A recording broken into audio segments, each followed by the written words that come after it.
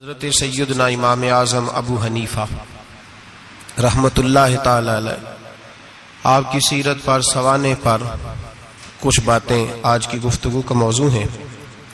چونکہ امام صاحب رحمت اللہ علیہ کا وصال شعبان المعظم میں ہوا یا رجب میں ہوا، ان دو مہینوں میں سے با اختلاف روایات آپ کا وصال ہے۔ امت مسلمہ کو فقہ کا بہت بڑا ذخیرہ دینے میں اور لوگوں کو مسائل شرعیہ سے آگاہ کرنے میں جس شخص نے سب سے زیادہ کردار ادا کیا وہ امام اعظم ابو حنیفہ کی ذات ہے۔ امام صاحب ایک تابعی بزرگ ہے۔ تابعی اس کو کہتے ہیں جو صحابہ کے شاگرد ہوتے ہیں۔ امام صاحب نے بہت سارے صحابہ کی زیارت کی، ان کی خدمت میں رہے، ان سے دین سیکھا اور پھر امت مسلمہ کو دین کے اصول بنا کر عطا فرمائے۔ قیامت تک جتنے لوگ بھی فقہی مسائل سیکھیں گے وہ سارے امام اعظم ابو حنیفہ کا شکریہ ادا کر کے سیکھیں گے۔ فقہ ہوتی کیا ہے؟ قرآن پاک فرقان حمید میں اللہ نے فرمایا فاسألوا اہل الذکر ان کنتم لا تعلمون، فرمایا اگر تمہیں کسی بات کا علم نہ ہو تو اس سے پوچھ لیا کرو جسے اللہ نے علم عطا فرمایا ہے۔ تمہیں جب علم نہ ہو تو ان کے پاس جاؤ جنہیں اللہ نے علم دیا ہے۔ اس کا نام فقہ ہے۔ کسی عالم کی، کسی بزرگ کی تقلید کرنا، اس کے مقلد ہونے کا معنی یہ ہے کہ آپ کسی ایک شخصیت کے، ایک بزرگ کے قول پر اعتبار کرتے ہوئے کہ اس کو دین کا علم زیادہ ہے تو جو بات وہ بتائے، چونکہ ہر آدمی یہ طاقت نہیں رکھتا کہ وہ سارے قرآن کا مطالعہ کرے، تفاسیر کا مطالعہ کرے، احادیث کا مطالعہ کرے، ان کی شرح دیکھے، صحابہ کرام کے اقوال دیکھے، صحابہ کا اس مسئلے میں کیا موقف تھا، کیا رائے تھی، ہر چیز کو پرکھے۔ ہر آدمی کے بس کی یہ بات نہیں ہوتی، تو اس کے لیے شریعت اسلامیہ کے قانون بنا دیا گیا کہ ایک امام کی تقلید کر لو۔ دلیل کیا ہے؟ نبی کریم سید عالم صلی اللہ علیہ وسلم نے حضرت معاذ ابن جبل رضی اللہ تعالیٰ عنہ کو یمن کا گورنر بنایا تھا۔ یہ بات آپ نے تھوڑا سمجھنی ہے، اس لیے کہ یہ ہمارے دور کا ایک نیا فتنہ ہے۔ لوگ کہتے ہیں میرے ایک ہاتھ میں قرآن ہے، ایک میں حدیث ہے، اور بندے بھی بڑی جلدی آ کے کہتے ہیں جی وہ فلاں آدمی تو قرآن اور حدیث کے بعد بات ہی نہیں کرتا، صرف قرآن اور صرف اس کے علاوہ تو بات ہی نہیں کرتا۔ ذرا ایک سوال کا جواب دیجئے، یہ جو بخاری شریف کی حدیث آپ کو بتائی جاتی ہے تو یہ ہمیں کس نے بتایا ہے کہ یہ نبی پاک کی حدیث ہے؟ جی امام بخاری نے۔ کس نے بتایا؟ تو اعتبار کس پر کیا آپ نے؟ جی یہاں تو کوئی بندہ کہے نا جی مجھے ڈائریکٹ نبی پاک نے بتایا ہے، پھر تو سمجھ میں آئی قرآن۔ اور تو جب تو امام بخاری پر اعتبار کر رہا ہے، وہ کہہ رہے ہیں یہ نبی پاک کی حدیث ہے، تو مان رہا ہے، تو پھر اعتبار کس پہ ہوا؟ بولے اس بات کو سمجھیں۔ لوگ آپ کو بڑا صاف ستھرا سا نعرہ دیتے ہیں صرف قرآن اور صرف حدیث، تو بھائی یہ بتاؤ چلے قرآن پاک تو اللہ کا کلام ہے، صحابہ نے ہم تک پہنچا دیا، تو حدیث کیسے آئی؟ ان لوگوں سے بگڑ کر ایک نیا فرقہ بن گیا، وہ کہتے ہیں ہم اہل قرآن ہیں، ہم حدیث بھی نہیں مانتے۔ چکڑالوی گروپ اس کو کہتے ہیں۔ وہ لاہور میں بھی کچھ طبقہ اس کا پایا جاتا ہے۔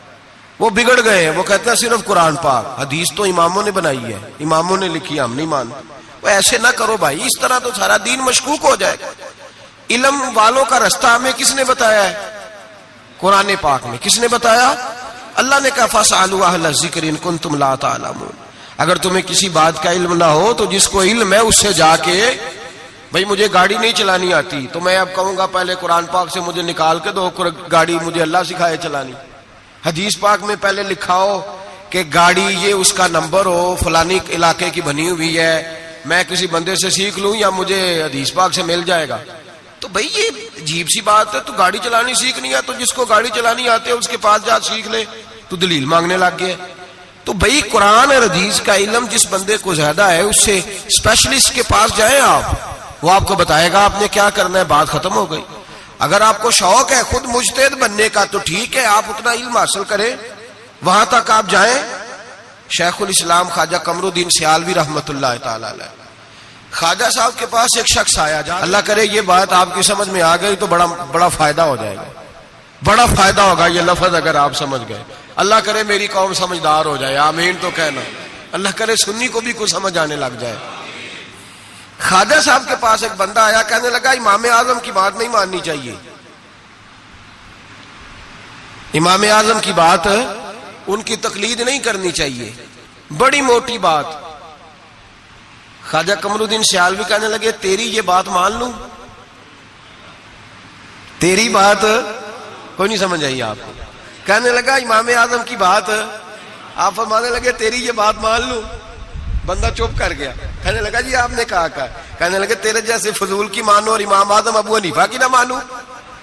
فرمانے لگے تو خود اپنی تقلید کرا رہا ہے۔ خود ایک صاحب مجھے کہنے لگے جی ہم نہیں کسی کی مانتے، ہمارے مولوی صاحب کہتے ہیں صرف قرآن اور حدیث کی مانو۔ اور میں نے کہا تو مان اپنے مولوی صاحب کی رائے، ہمارے مولوی صاحب کہتے ہیں قرآن اور، تو میں نے کہا تو مولوی صاحب کی مان رہا ہے، قرآن حدیث کی کب مان رہا ہے؟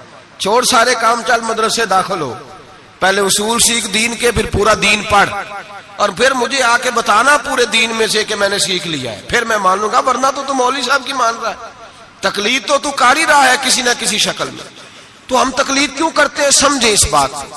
نبی کریم علیہ السلام نے حضرت معاذ ابن جبل رضی اللہ تعالیٰ عنہ کو یمن کا گورنر بنایا۔ نبی پاک نے فرمایا معاذ تمہارے پاس لوگ اپنے مقدمے لے کے آئیں گے، کیسے فیصلہ کرو گے؟ عرض کی یا رسول اللہ صلی اللہ علیہ وسلم میں اللہ کا قرآن دے کے فیصلہ کروں گا۔ تو نبی پاک نے فرمایا اگر تجھے قرآن پاک سے نہ ملا تو، اگر آپ غور سے سن رہے ہوتے تو آپ کو اس بات پہ اعتراض ہونا تھا، جو میں نے کہا اس پہ آپ کو اعتراض ہونا تھا اگر آپ غور سے میری بات سن رہے ہوتے۔ نبی پاک علیہ السلام نے یہ نہیں فرمایا کہ قرآن میں ہے نہیں، فرمایا اگر تجھے نہ ملا تو، لفظوں پہ غور کیا کریں، اگر تجھے نہ ملا تو، یہ نہیں فرمایا کہ قرآن میں ہر مسئلے کا حل۔ حضرت سیدنا عبداللہ ابن عباس فرمایا کرتے تھے میرے اونٹ کی نکیل بھی گم ہو جائے تو میں قرآن پاک سے جا کے پوچھتا ہوں کہاں رکھی ہوئی ہے، اور مجھے قرآن پاک بتاتا ہے کہ فلانی جگہ۔ یہ نہیں کہ قرآن میں مسئلے کا حل موجود ہے، ہر آدمی کے پاس اتنی عقل نہیں ہوتی کہ مسئلے کا حل بتا سکے، عقل نہیں اتنی ہوتی، شعور نہیں ہوتا۔ بلکہ امام بخاری خود امام شافعی کے مقلد ہے، لو کر لو گل، بہت بڑے محدث ہیں اور خود مثال بیان کرتے ہیں۔ ہمارے بزرگ کہتے ہیں کہ جو پنساری ہوتا ہے نا اس کے پاس جڑی بوٹیاں ساری ہوتی ہیں، پر اسے نسخے کا پتہ، کس جڑی بوٹی کو کس کے ساتھ ملائیں، کس کو کس کے ساتھ رکھیں تو کیا نسخہ بنتا ہے، یہ پنساری کو پتہ، یہ حکیم کو پتہ ہوتا ہے۔ محدثین کہتے ہیں ہم نے حدیثیں ساری جمع کر دی ہیں، پر کس حدیث سے کیا مسئلہ نکلتا ہے یہ ہمیں نہیں پتا، یہ امام اعظم بتائیں گے، یہ امام شافعی بتائیں گے، یہ امام مالک بتائیں گے، یہ امام احمد بن حنبل بتائیں گے، وہ اسپیشلسٹ ہیں۔ ہم جمع کرنے والے ہیں، وہ حدیثیں سامنے رکھ کے امت کی رہنمائی کرنے والے۔ نبی پاک صلی اللہ تعالی علیہ وآلہ وسلم نے فرمایا معاذ تو جا رہا ہے، اگر تجھے وہ مسئلہ قرآن سے نہ ملا تو کیا کرے گا؟ عرض کی حضور قرآن سے نہ ملا تو آپ کی حدیث سے تلاش کر لوں گا۔ تو نبی پاک نے فرمایا اگر وہاں بھی تجھے نہ ملا تو، یہ نہیں کہ ہے نہیں، اگر تجھے نہ ملا تو، عرض کی یا رسول اللہ پھر میں قرآن اور حدیث کو سامنے رکھ کے اپنی رائے بیان کروں گا۔ تو نبی پاک نے ان کے سینے پہ ہاتھ پھیرا، فرمایا جا پھر اللہ تیری مدد کرے گا، اللہ تیری، یہ فقہ ہے، یہ اتنی سی فقہ ہے، اس کو سمجھ لیں۔ ہر آدمی کو ہر شے نصیب۔ بابا فرید الدین گنجے شکر کے پاس بندہ آ گیا، اس نے کہا پرانا بخار ہے جاتا کوئی نہیں۔ بابا صاحب نے کہا بسم اللہ الرحمن الرحیم قل هو اللہ احد اللہ الصمد لم یلد ولم یولد ولم یکن لہ کفوا احد، پھونک ماری، بندہ کہتا ہے بیٹھے بیٹھے میرا بخار اتر گیا۔ اس نے گاؤں جا کے اعلان کر دیا جس کا نہیں اترتا سارے ہی آ جاؤ، رش ہو گیا، پھونکیں بڑی نکلی، شفا کوئی نہیں۔ لوگوں نے پکڑ کے پھینٹی لگائی، انہوں نے کہا اتنی دور سے آئے ہیں اور تو اللہ کے بندے راہ میں ایک کو بھی نہیں آیا۔ وہ بابا صاحب کے پاس آ گیا، کہنے لگا سورت اخلاص دو ہیں کہ ایک ہی ہے؟ بابا صاحب کہنے لگے بیٹے ایک ہی ہے۔ کہا حضرت جی آپ پھونک مارے تو بیٹھے بیٹھے بخار اتر جائے، میں نے 100 دفعہ پڑھی ہے، 100 پھونکیں ماری ہے، ایک کا بھی نہیں نکلا، آپ کوئی اور والی پڑھتے ہیں؟ آپ فرمانے لگے سورت اخلاص ایک ہی ہے، پر منہ بھی تو فرید الدین کا چاہیے نا، منہ بھی تو۔ فرمایا مجھے اللہ تبارک و تعالیٰ نے توفیق دی ہے، میں نے کبھی غیبت نہیں کی، میں نے کبھی جھوٹ نہیں بولا، میں نے کبھی حرام نہیں کھایا، میں نے کبھی اپنی زبان سے کسی کا دل نہیں دکھایا۔ فرمایا میں نے اس زبان میں طاقت پیدا کی ہے، پھر جب قرآن کا نور آیا ہے تو اللہ نے تاثیر بنا دی ہے، پھر اللہ نے اثر پیدا کر دی ہے۔ تو بھائی ہر آدمی ہر چیز سمجھنے کے قابل ہے۔ یہی ہمارے بزرگوں کا موقف ہے، یہی ہمارے بزرگوں کی رائے ہے کہ قرآن اور حدیث کو سامنے رکھو، اس میں سے مسئلہ اخذ کرو۔ دلیل حضرت امام مالک کہتے ہیں میں غریب کا بیٹا تھا۔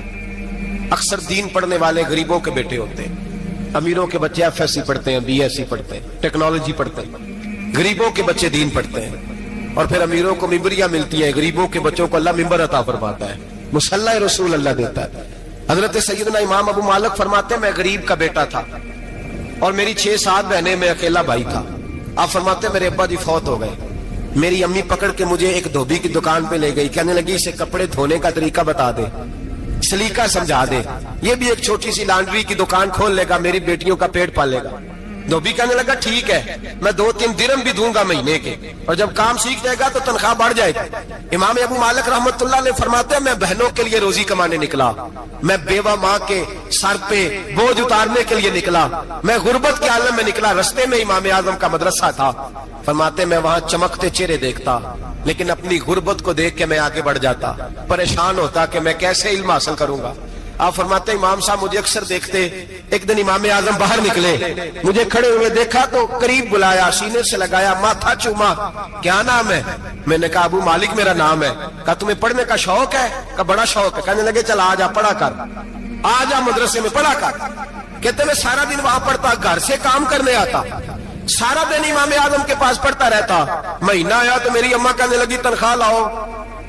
میں نے کہا امی جی تنخواہ تو وہ دے گا جو ڈیوٹی پہ جاتا ہو، میں تو پڑھنے جاتا ہوں۔ کہتے اماں گھر سے نکلی اور بڑے غصے کے ساتھ نکلی، کہنے لگی مولوی نے میرا بچہ خراب کر دیا، میرا بچہ خراب کر دیا، میں کام پہ بھیجتی تھی، اس نے کس چکر میں ڈال دیا، مسلوں سے بھی کبھی پیٹ بھرا ہے، کام بھی تو کرنے چاہیے نا۔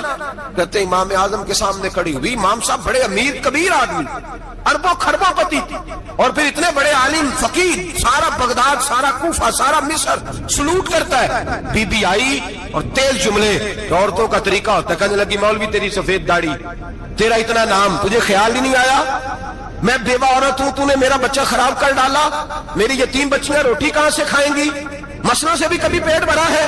کہتی اتنے سخت جملے کہے پر قربان جاؤ امام اعظم سنتے رہے اور مسکراتے رہے۔ کہنے لگے میری غلطی ہے، میری غلطی ہے، میری غلطی ہے، بی بی بھول گیا تھا، غلطی ہو گئی۔ بی بی کہتے تیری امام صاحب سنتے رہے، جب غصہ اتر گیا تو کہنے لگے اماں تیرا غصہ اتر گیا ہے؟ اتر گیا ہے۔ کہنے لگے تیرا بیٹا بڑا نیک ہے، تیرا بیٹا بڑا لائق ہے، تو اسے پڑھنے دے۔ کہنے لگے چپ کر دے مولوی، یہ پڑھے گا تو میں روٹی کہاں سے کھاؤں گی۔ امام صاحب کہنے لگے مجھے بتائے گی تیرے گھر کا خرچہ کتنا ہے؟ اس نے ایک لفظ پہ 3 دینار کا، ایک روایت ایسی بھی لکھی ہے بزرگوں نے، کہنے لگی 40 درہم ہے، اور اماں کہتی میں نے جان بوجھ کے زیادہ بتائے، حالانکہ میں کناب کا خرچہ کرتی تھی، لیکن جب کھلا ڈلا کرے تو وہ والا خرچہ بتایا۔ میں نے کہا 40 درہم خرچہ ہے، تو دے گا؟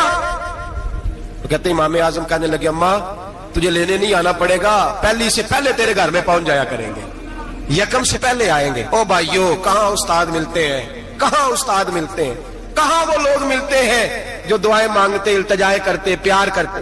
گزر گیا وہ دور، اب تو سوٹ لینے کا دور ہے، مٹھائیاں لینے کا دور ہے، ہاتھ ڈلوانے کا دور آیا ہے۔ اب کون پوچھتا ہے؟ اب تو پوچھتے ہیں تو میرے لیے کیا لایا ہے۔ حضرت سیدنا امام اعظم ابو حنیفہ رحمت اللہ علیہ 1 دن نہیں، 2 دن نہیں، 4 دن نہیں، 5 مہینے نہیں، 20 سال تک، کہنا آسان، بولنا آسان، سننا آسان، 20 سال تک امام ابو مالک کے گھر میں خرچہ دیتے رہے، وہ پڑھتے رہے۔ اماں کہنے لگی تو میرے بیٹے کو لگا تو لیا ہے تو پڑھ کے بنے گا کیا؟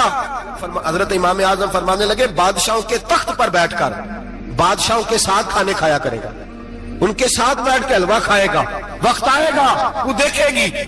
کہتے ہیں میرے امام انتقال کر گئے، وقت بیت گیا، ہارون رشید نے مجھے بلایا بغداد میں اور کہا میں آپ کو چیف جسٹس بنانے لگا ہوں۔ کہتے ہیں میں خوشی سے سجدے کرنے لگا، میں چیف جسٹس بنا۔ میں نے اپنی اماں کو خط لکھا کہ اماں بغداد آ جا، تیرے بیٹے کو اللہ نے بڑی شان عطا کر دی ہے۔ فرماتے ہیں ہارون رشید کی بیوی بڑی اولیاء کی، علماء کی بڑی فرما بردار تھی، محبت کرنے والی تھی، اس نے حلوہ بنا کے بھیجا، کھانا بنا کے بھیجا۔ ہارون رشید تخت پہ بیٹھ کے کھانے لگا تو کہنے لگا امام صاحب آپ بھی یہیں آ جائیں میرے ساتھ۔ کہتے ایک کونے میں وہ بیٹھ گیا، ایک میں بیٹھ گیا، بیچ میں کھانا رکھ لیا، اتنی دیر میں میری اماں بھی پہنچ گئی، 2 لقمے کھائے تھے کہ اماں آ گئی۔ جب اماں نے مجھے تخت پہ بیٹھے دیکھا، ایک یتیم، ایک لاوارث، ایک بن باپ کا بچہ، وہ کل تک جو بہنوں کے لیے 4 دینار نہیں لا سکتا تھا، تخت پہ بیٹھ کے جب روٹی کھاتے دیکھا تو اماں تڑپ گئی، روئی، چیخیں ماری۔ میں نے کہا اماں کیا ہوا؟ کہنے لگی بیٹا مجھے تیرا استاد یاد آ گیا ہے، اس نے کئی سال پہلے کہا تھا اسے دین کا علم پڑھنے دے، اسے فقیہ بننے دے، یہ بہت آگے جائے گا۔ دیکھ آج اللہ نے تجھے کتنی شان عطا کی ہے۔ کہا بیٹا یہ کمال تیرا نہیں، یہ امام اعظم ابو حنیفہ کا کمال ہے، یہ ان کا کمال ہے جنہوں نے تمہیں یہاں تک پہنچایا۔ میرے بھائی اپنی پوری زندگی حضرت امام اعظم ابو حنیفہ نے۔ آج تو اساتذہ کرام، اساتذہ مجھ سے ایک ٹیچر کہنے لگے حضرت جی دل نہیں لگتا، بے سکونی سی ہے، کچھ بتلائیں۔ تو میں نے کہا کلاس میں کوئی یتیم بچہ ڈھونڈ لیں، کوئی لاوارث بچہ ڈھونڈیں، اس کی وردی اپنے ذمہ لے لیں، کتابیں اپنے ذمہ لے لیں، اس کا خرچہ اپنے ذمہ لے لیں، روز جیب میں ٹافیاں ڈال کے جایا کرے کہ غریب کو دینی ہے۔ پر میں 2 مہینے یہ والا وظیفہ بھی پڑھ کے دیکھے، اللہ آپ کو سکون عطا کرے گا۔ یہ بھی کہنے لگے بڑی ٹھنڈک ہوئی ہے، بڑا سکون ملا ہے، بڑی تابعداری۔ میں نے کہا آپ لفظوں سے سکون چاہتے ہیں، وہ لوگ خدمت کر کے سکون لیتے تھے۔ کوفے کا ایک امیر آدمی تھا، پھر غریب ہو گیا۔ غریب، غربت بڑی پریشانی ہے، بڑی پریشانی، بڑی آزمائش۔ غریب بیوقوف اس لیے ہوتا ہے کہ اس کی جیب میں پیسے نہیں ہوتے، غریب مجبور اس لیے ہوتا ہے کہ اس کے پاس ہوتا کچھ نہیں نا، تو ساری آزمائشیں کٹھی آ جاتی۔ غریب آدمی تھا، محنت مزدوری کرتا لیکن پوری نہ ہوتی۔ وہ کہتا ایک دن گلی میں ککڑی بیچنے والا آیا، تو میری ایک بیٹی تھی چھوٹی سی، باقی بچے بڑے تھے، چھوٹی ضد کرنے لگی، کہنے لگی ککڑی کھانی ہے، ککڑی۔ کہتے میں پریشان ہو گیا، دل ٹوٹ گیا، بیٹی نے سوال کیا ہے۔ فرماتے میں نے سوچا کس کے پاس جاؤں، کسی اور کے پاس مجھے سمجھ نہ آیا، میں سیدھا امام اعظم کے پاس چلا گیا۔ یہ شخص ہے جو مجھے دے گا بھی اور میرا پردہ بھی رکھے گا، مجھے دے گا بھی اور میرا، بولیے، میرا یہ پردہ بھی رکھے گا، یہ رسوا نہیں کرے گا، یہ فوٹو نہیں کھچائے گا، یہ فوٹو کھچا کے پہلے دن فیس بک پہ نہیں لگائے گا کہ میں غریبوں میں تھیلے بانٹ رہا ہوں، یہ اسی وقت اخبار والوں کو نہیں بلائے گا ایک تھیلا اور 6 اخباروں میں تصویریں، یہ اس طرح نہیں خیرات دے گا۔ حضرت امام اعظم کے پاس گیا تو فرماتے رش بہت زیادہ تھا، میں امام صاحب سے بات ہی نہ کر سکا، واپس آ گیا۔ امام صاحب نے بندہ بھیجا، فرمایا پتہ کر یہ بندہ کسی ضرورت کے لیے آیا تھا، رش کی وجہ سے بات نہیں کر پایا۔ کہتے واپس میرے پیچھے بندہ بھیجا، وہ میرے گھر تک آیا، گھر آ کے اس کو حالات کا پتہ چل گیا، واپس گیا۔ کہتے ہیں 3 تھیلیاں اشرفیوں کی بھر کے امام اعظم لائے اور خود آئے اور رات کے اندھیرے میں آئے اور مجھے تھیلیاں دے کے نا تو میرے آگے ہاتھ باندھ دیے۔ میں نے کہا حضور ہاتھ کیوں باندھتے ہیں؟ آپ فرمانے لگے یار دکھ اس بات کا ہے کہ تو میرا پڑوسی تھا اور تیری غربت کا مجھے پتہ ہی نہیں چلا، تو میرے علاقے کا تھا اور میں نے سوچا ہی نہیں، میرا اپنا تھا مجھے خیال ہی نہیں آیا۔ فرمایا معاف کر دے، میری شکایت نہ کرنا کہ یہ میری طرف توجہ نہیں کرتا۔ علم بھی تھا، عمل کا نور بھی تھا، تقوی کا حسن بھی تھا، غریب کی مدد کا جذبہ بھی تھا۔ آج لوگوں پر مال کا فتنہ سوار ہوتا ہے، سب پر نہیں لیکن زیادہ لوگوں پر۔ جیسے جیسے مال آتا جاتا ہے ویسے ویسے عقل بھی آتی جاتی ہے، ویسے ویسے سیانے بھی ہوتے جاتے ہیں۔ کہتے ہیں وہ بھی کمائے وہ بھی کرے، میں تو ٹیکنیکلی بڑا ہوں، میں عقل مندی میں بڑی، نہ بہن کی فکر رہتی ہے، نہ بھانجوں کی فکر رہتی ہے، نہ رشتہ دار کی فکر رہتی ہے، نہ دائیں بائیں کچھ دیکھتے ہیں۔ لوگ جیسے جیسے پاورفل ہوتے جاتے ہٹتے جاتے، کٹتے جاتے، امیروں سے گرانے لگتے جاتے، آگے کی طرف دیکھتے جاتے۔ امام اعظم ابو حنیفہ رحمت اللہ علیہ نے ساری زندگی پیار کیا، محبت بانٹی، علم، فقاہت، تقوی، روشنی۔ آج لوگوں کو علم ہوتا ہے پر علم کا نور نہیں ہوتا، ہمیں بہت ساری باتوں کا پتہ ہوتا ہے پر وہ باتیں ہمارے لفظوں میں ہوتی ہیں، ہم اس کے حسن سے آگاہ۔ اور اگر میں یہ کہہ دوں کہ ہمیں ان باتوں پر یقین کامل نہیں ہوتا، کہہ رہے ہوتے ہیں، ہم سمجھتے ہیں، بڑی باتیں کرتے ہیں، لیکن ان باتوں کے پیچھے جو عمل کا جذبہ ہے وہ پھیکا ہوتا ہے۔ امام اعظم ابو حنیفہ رحمت اللہ تعالی علیہ جتنے بڑے عالم تھے اتنا ہی بڑا خوف تھا اللہ کا، اتنا ہی بڑا خوف تھا۔ ایک آدمی کہتا ہے میں نے امام صاحب سے مسئلہ پوچھنا تھا، میں نے عشاء کی نماز امام صاحب کے پیچھے پڑھی، کتنی لوگ باتیں سنتے ہیں، اس کا اثر کتنا لیتے ہیں، لیکن امام صاحب رحمت اللہ علیہ کا طریقہ کیا تھا؟ کہتے میں نے امام صاحب کے ساتھ نماز پڑھی مسجد میں تو قاری صاحب نے قرآن پڑھا، اذا زلزلت الارض زلزالها واخرجت الارض اثقالها، فرماتے ہیں آخری 2 آیتیں پڑھی، فمن یعمل مثقال ذرۃ خیرا یرہ ومن یعمل مثقال ذرۃ شرا یرہ۔ اللہ فرماتے ہیں میں قیامت کے دن تیرے ذرے ذرے کا حساب کروں گا، ذرہ برابر نیکی ہوئی تو تیرے سامنے آئی، ذرہ برابر گناہ ہوا تو تیرے کس کے برابر؟ جی وہ کتنا ہوتا ہے؟ ریت کا ایک ذرہ، اس کے برابر بھی گناہ ہوا تو تیرے سامنے، یہ اللہ کہہ دیا ہے، تو ایسا انشاءاللہ ہو کے رہے گا۔ اللہ ایک دفعہ دکھائے گا، دعا فرمائے اللہ ہمیں معافی عطا فرمائے، اللہ ہم سے درگزر فرمائے، اللہ ہمیں بخشے ہوئے میں شامل فرمائے۔ یہ آیت امام صاحب نے سنی تو کہتے ہیں میں نمازی سارے چلے گئے تو امام صاحب بیٹھے اور یوں نہ اپنی داڑھی پکڑ لی، چراغ ٹمٹما رہا، کہتے ہیں داڑھی پکڑ لی اور امام صاحب بیٹھے۔ میں نے کہا کہ کسی محویت کے عالم میں ہے، سوچ میں، چلے میں تھوڑی دیر میں آتا ہوں۔ کہتے ہیں میں 2 گھنٹے کے بعد آیا تو امام صاحب ایسے بیٹھے ہیں داڑھی پکڑی ہوئی۔ میں نے کہا ٹھہر کے آتا ہوں۔ میں پھر 1-1.5 گھنٹے کے بعد گیا تو ویسے ہی بیٹھے۔ کہتے ہیں تہجد کا وقت ہو گیا، میں مسجد میں گیا تو چراغ ٹمٹمانے لگا، ختم ہونے کے قریب آ گیا، امام صاحب بیٹھے ہیں۔ اب میں نے دیکھا کہ آنکھیں آنسوؤں سے بھری ہوئی ہیں اور اپنی داڑھی پکڑ کے کھینچ رہے ہیں اور کہتے ہیں یا اللہ تو اگر ذرے ذرے کا حساب لے گا تو ابو حنیفہ تو الجھ جائے گا، اے اللہ تو ذرے ذرے کے بارے میں پوچھے گا تو میں تو نہیں جواب دے سکتا، خدا بندہ اس طرح کر، میرے ان سفید بالوں پہ رحم کھا، اے اللہ میرے بڑھاپے پہ مہربانی فرما، مجھ سے نہ ذرے ذرے کا پوچھنا، میں بڑا کمزور ہوں، میں نہیں جواب دے سکتا، مولا مجھ سے درگزر والا معاملہ کر۔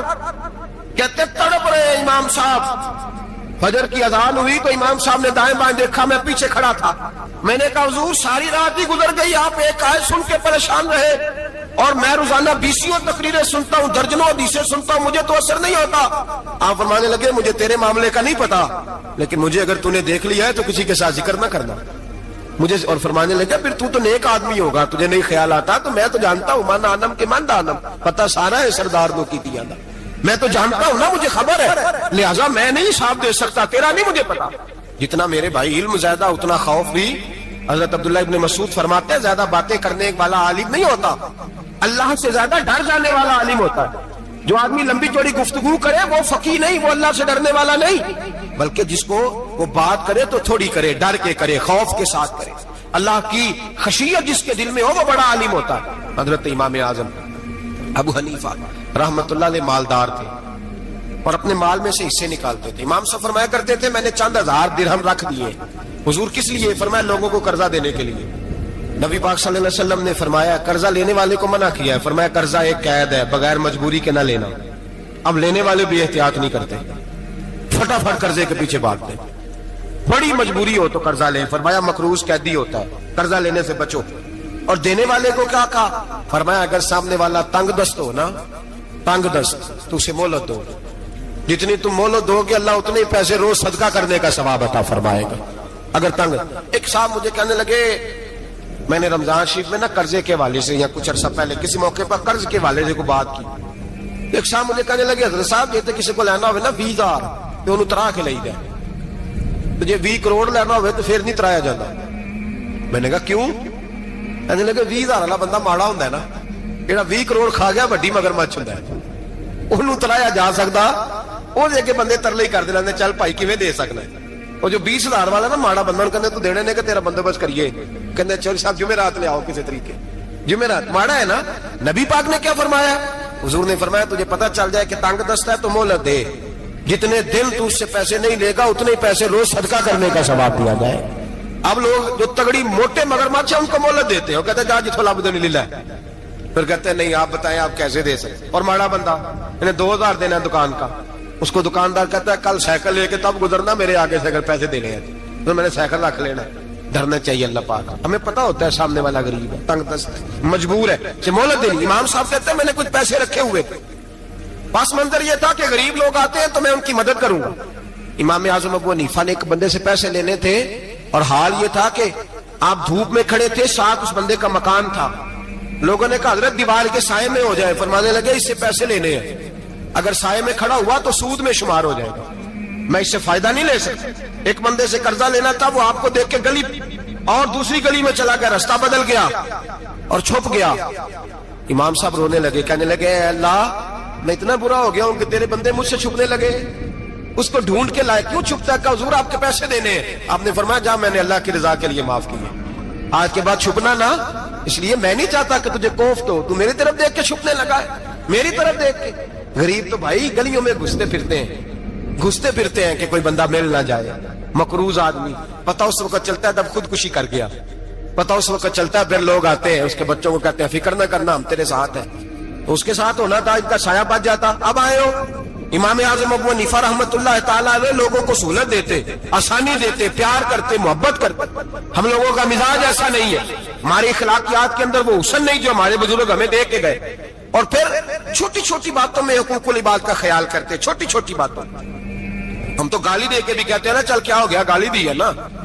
میں نے دیکھا ہے سائیکل والے کی ٹکر اگر پجارو والے کے ساتھ ہو جائے تو معافی سائیکل والے نے مانگنی ہے، کیونکہ وہ سائیکل پہ بیٹھا ہے نا، اس کی غلطی یہ ہے کہ وہ سائیکل پہ بیٹھا ہے، معافی سائیکل والے نے مانگنی ہے، پجارو والا نہیں مانگے۔ ہو سکتا ہے سائیکل والا اٹھ کے کہے جناب مجھ سے غلطی ہو گئی، مجھے پتہ ہی نہیں تھا کہ آپ تھے، ورنہ میں آپ کے آگے نہ آتا۔ سائیکل والا مجبور ہے کیونکہ اس کے پاس پجارو نہیں، اور پجارو والا تو شیشہ نہیں نیچے کرتا، کہتا دھوپ آئے گی، گاڑی بڑی مشکل سے ٹھنڈی کی ہے، نیچے اتر کے ملازم کہتا ہے اس کو پوچھو اگر کوئی 200-400 کا نقصان ہوا تو 500 دے دو۔ مزاج ہے امام اعظم ابو حنیفہ رحمۃ اللہ علیہ، عالم، حقوق العباد کا چھوٹی چھوٹی۔ آپ کے شاگردوں میں سے کسی کے چہرے پر شکن آتا تو 20 بار پوچھتے کوئی پریشانی ہے میرے بیٹے کو، کیا ہو گیا؟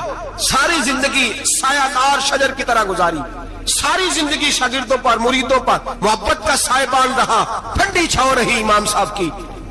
امام اعظم ابو حنیفہ رحمۃ اللہ تعالی علیہ گلی سے گزر رہے تھے، لکڑی کے جوتے پہنا کرتے تھے، کھڑاؤں۔ ایک نوجوان بچے کے پیر پہ پیر آ گیا تو کہنے لگا امام اللہ سے ڈر جا۔ یہ لفظ گئے تو امام صاحب کی چیخ ہی نکل گئی، کئی گھنٹے بے ہوش رہے۔ لوگوں نے کہا حضور کیا ہوا؟ فرمانے لگے تم نے سنا نہیں، چھوٹے چھوٹے جوان بھی کہتے ہیں کہ ابو حنیفہ اللہ سے نہیں ڈرتا، اللہ کی مخلوق کہتی ہے نہیں ڈرتا۔ اگر یہ کہہ رہے ہیں تو میرا کیا بنے گا؟ کئی دن روتے گزر گئے، لوگ اس بچے کو لائے، آگے کہنے لگا حضور آپ تو پریشان ہو گئے، میں نے تو محاورتاً کہا تھا، محاورتاً کہا تھا کہ آپ اللہ سے نہیں ڈرتے۔ فرمانے لگے بیٹے مجھے محاوروں کا نہیں پتا، جب رب کے خوف کا نام آتا ہے تو جملے سیدھے میرے دل سے جا کے ٹکراتے، سیدھے دل سے جا کے ٹکراتے۔ گلی سے گزر رہے، لکڑی کے جوتے پہنے، کھڑاؤں، بارش ہے، کیچڑ ہے، ایک دیوار کے قریب سے گزرے تو تھوڑا سا کیچڑ اڑ کے نا تو دیوار پہ پڑ گیا۔ یہاں ٹرالی والا ساری دیوار توڑ جاتا ہے اور کہتا ہے چلو میں نے کون سا جان بوجھ کے کیا ہے۔ یہاں لوگوں کا گھر توڑ جاتے ہیں، کہتے ہیں چلو بتاؤ کتنا خرچہ آیا تھا۔ فوری طور پہ لوگ ماننے کو تیار ہی نہیں۔ امام صاحب کے پیروں سے یہ باریکی سمجھے، یہ حقوق العباد کا مسئلہ ہے، جو جاننے والے ہوتے تھے ان کا یہ طرز زندگی تھا۔ کیچڑ اڑا پیروں سے اور ایک آدمی کی دیوار پہ پڑ گیا۔ امام صاحب کھڑے ہیں، سوچ رہے کروں تو کیا کروں۔ شاگرد صاحب ہیں حضرت جی کیا پریشانی ہے؟ آپ فرمانے لگے میں نے اس کی دیوار گندی کر دی ہے، صاف نہ کروں تو بھی ظلم ہے، اور اگر صاف کروں تو دیوار کچی ہے، جب صاف کروں گا تو کچھ مٹی اتر جائے گی، تو کسی کے گھر کی مٹی اتارنا یہ بھی ظلم ہے۔ اب میں دو پریشانیوں میں الجھ گیا ہوں، کدھر جاؤں؟ کہا حضرت جی پھر؟ فرمایا اس کے دروازے پہ دستک دو۔ دروازے پہ دستک دی تو جو بندہ باہر آیا وہ مجوسی تھا، آگ کی پوجا کرنے والا تھا۔ امام صاحب کہنے لگے مجھے جانتے ہو؟ کہنے لگے حضور سارا کوفہ جانتا ہے، سارا بغداد جانتا ہے، ساری دنیا جانتی ہے آپ مسلمانوں کے امام ہیں، لوگ جانتے۔ آپ نے فرمایا یار مجھ سے غلطی ہو گئی ہے۔ وہ کیا؟ آپ فرمانے لگے میں اپنے انداز میں گزر رہا تھا، بوڑھا آدمی ہوں، خیال نہیں آیا، تھوڑا کیچڑ اڑ کے تیری دیوار پہ لگ گیا ہے۔ میرے بھائی یہ کوئی فرشتے تھوڑی تھے، یہی زمین پہ بسنے والے لوگ، احتیاط والے لوگ تھے۔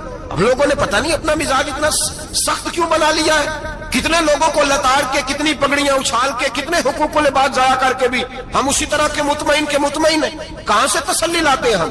کہاں سے اپنے آپ کو ٹھنڈک دیتے ہیں؟ کیسے اپنے آپ کو ہم سکون دے لیتے ہیں کسی کو تکلیف دے کے؟ کس طرح سکون کی نیند آتی ہے جب کوئی پریشان ہوتا؟ کیوں ہمارا دل پتھر ہو گیا؟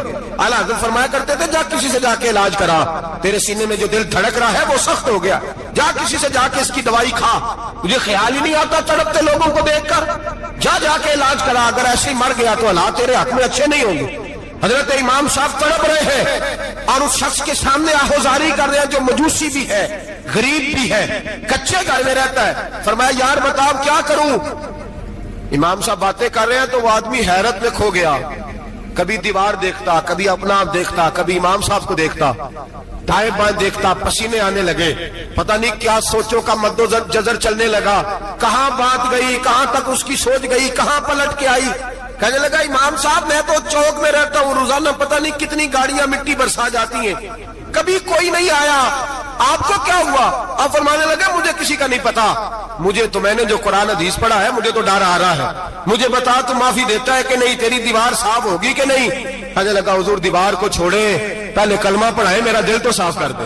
کہنے لگا اتنا میٹھا دین، اتنا پیارا دین، اتنا خوبصورت دین کہ غریب کی دیوار پر کیچڑ لگ جائے اور آپ کو اتنی تکلیف ہو، میں اس دین سے دور کیوں ہوں؟ یہاں روز یورپ کہتا ہے کہ مسلمان جھوٹی شادیاں کرتے ہیں، دنگا فساد کرتے ہیں، نیشنلٹی لینے کے لیے جھوٹ بولتے ہیں، جانے کس کس قسم کے لوگ پاپڑ بیلتے ہیں، کس کس طرح اپنا ایمان بیچتے ہیں، کیا انداز ہم اختیار کرتے ہیں۔ ہمارے کردار نے لوگوں کو مذہب اور دین کا باغی بنا دیا۔ ہمارے بزرگوں کا طریقہ یہ تھا کہ چھوٹی چھوٹی باتوں کا خیال کریں، چھوٹی چھوٹی باتوں کا۔ بہت بڑے عالم تھے، یہ ساری نیکیاں تو ان کی سماجی تھی، فلاحی تھی، ان کی معاشرت کی نیکیاں تھی، دنیا داری، لیکن جو ان کا باقی کا معاملہ تھا، 4 لوگ ایسے ہیں جو ہمیشہ قرآن پاک ایک رات میں پڑھا کرتے تھے۔ ان میں پہلا نام حضرت عثمان غنی کا ہے، پورا قرآن پاک، دوسرا مولا علی شیر خدا کا ہے، تیسرا حضرت سعید بن جبیر کا ہے، چوتھے امام اعظم ابو حنیفہ ہیں جو ایک رات میں پورا قرآن پاک پڑھ دیا کرتے تھے۔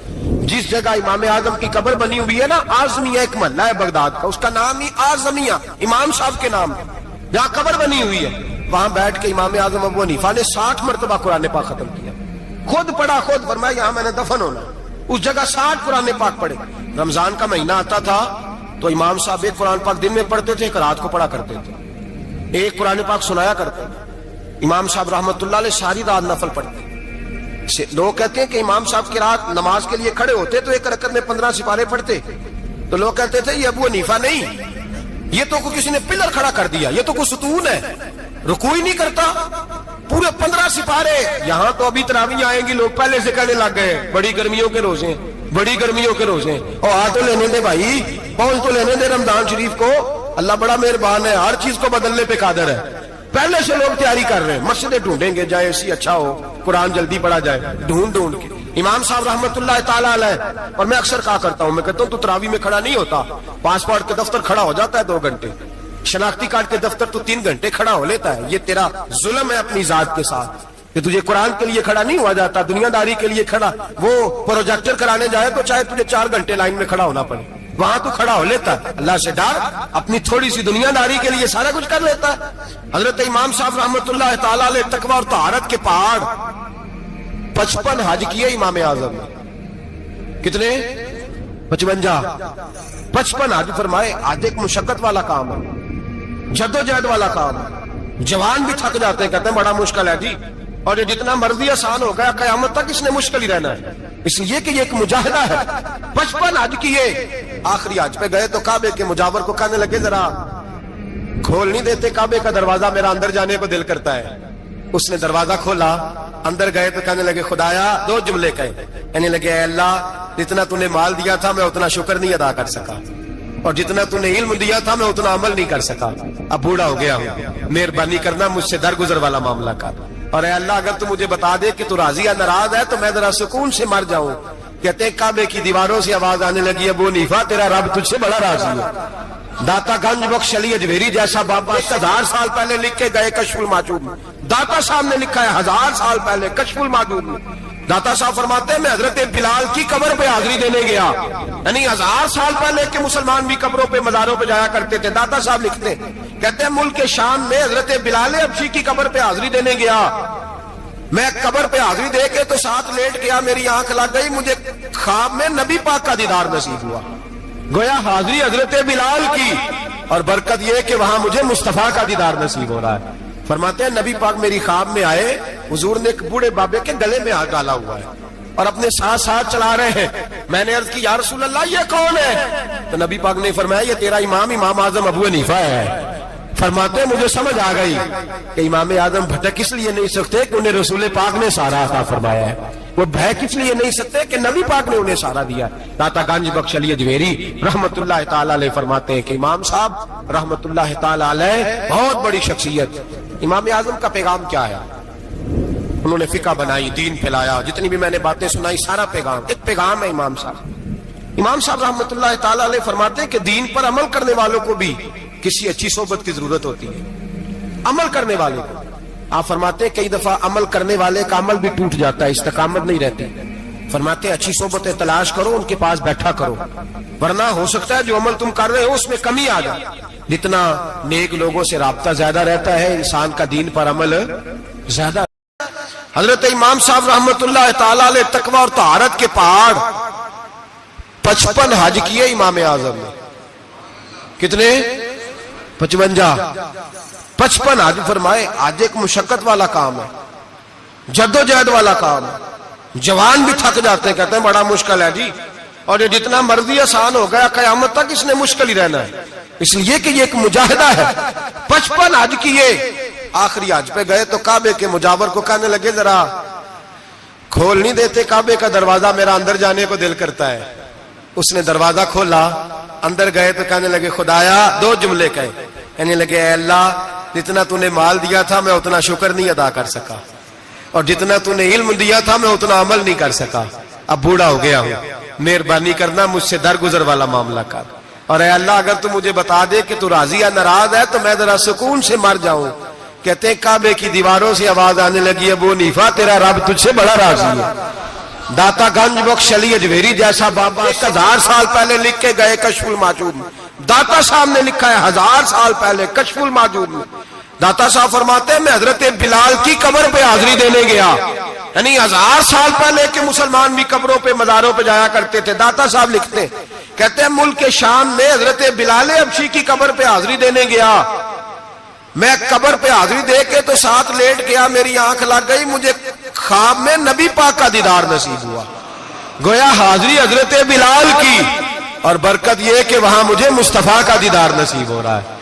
فرماتے ہیں نبی پاک میری خواب میں آئے، حضور نے ایک بوڑھے بابے کے گلے میں ہاتھ ڈالا ہوا ہے اور اپنے ساتھ ساتھ چلا رہے ہیں۔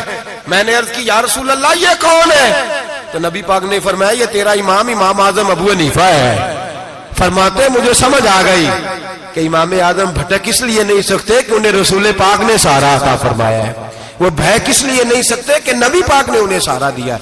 داتا گنج بخش علی اجویری رحمت اللہ تعالی علیہ فرماتے ہیں کہ امام صاحب رحمت اللہ تعالی علیہ بہت بڑی شخصیت۔ امام اعظم کا پیغام کیا ہے؟